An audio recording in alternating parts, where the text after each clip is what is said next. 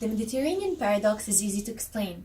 On the one hand, educational attainment of women has been improving drastically in the region, and more women are enrolled in schools and universities. Yet, on the other hand, women seem to still be struggling to find a place in the labor market. Labor force participation rates of women in the region remain lower than in other developing regions and stagnant. Therefore, it seems like there are some economic factors that impede on economic inclusion of women, and on top of these we can find other constraints that are more practical, such as the lack of cheap, efficient and safe public transport. Some key factors are cultural. This argument states that women coming from a more conservative background would participate less in the economic activity of a country. Today, women face in our region multi-layered, self-reinforcing inequalities that are deeply rooted in the system. Yes, the situation has been improving in the MENA region. However, this improvement seems to be only in some sectors, such as educational access or legislations on gender equality overall.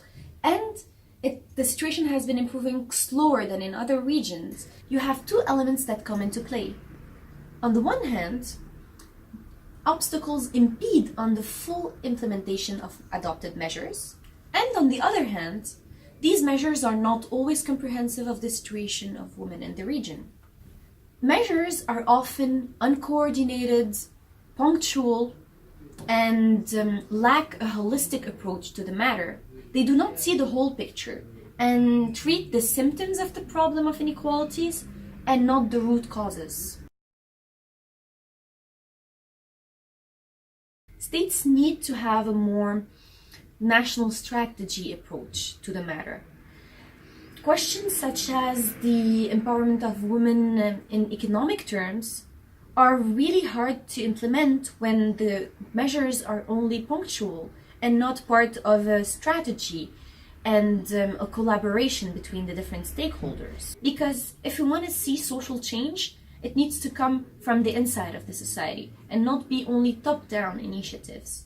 So the state needs to work with local leaders, such as religious leaders or other influencers, to help mimic good practices and expand the impact of measures. Today, we need to work with men to improve the situation, because it is not men that are against women, it is the whole society that needs to work to improve the whole potential of it.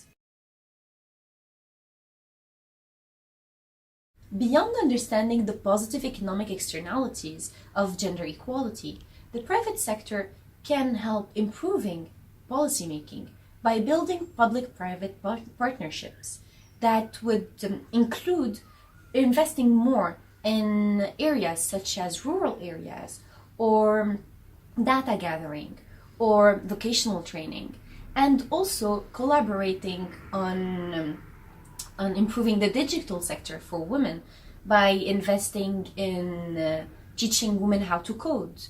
Firms have also a really important role to play because they can actually help improve the environment of work for women by incorporating into their internal functioning more gender equality values, and by taking into account that there are modern perceptions of responsibility sharing in a household.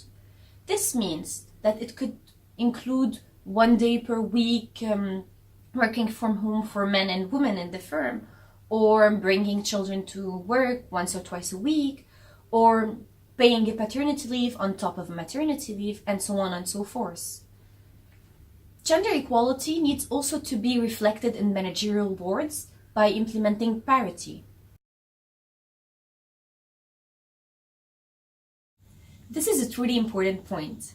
Role modeling and mentoring are really important to achieve real economic empowerment and to instigate social change, because not only they help women get more empowered through raising their self-esteem and self-confidence, but they also work on getting men accustomed to successful women and teaching them equality of chances and opportunities.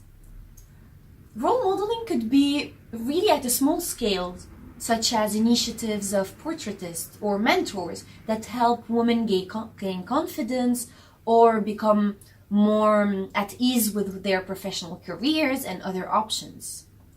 It could also be a more bigger scale initiative, such as launching a committee for gender equality featuring women from the region, or a TV channel that gathers women that are successful and inspirational. This could help girls identify with role models and successful women and thrive to achieve their untapped potential. Today, role modeling is really important because it gives not only women the diversity of the choices in terms of goals, but also it gives them an overview of the diversity of paths to choose and of ways to achieve these goals. Social norms can be changed, and creating a virtuous circle inside of the ecosystem based on mentoring, solidarity, and role modeling can be a really important step in the process. Thank you.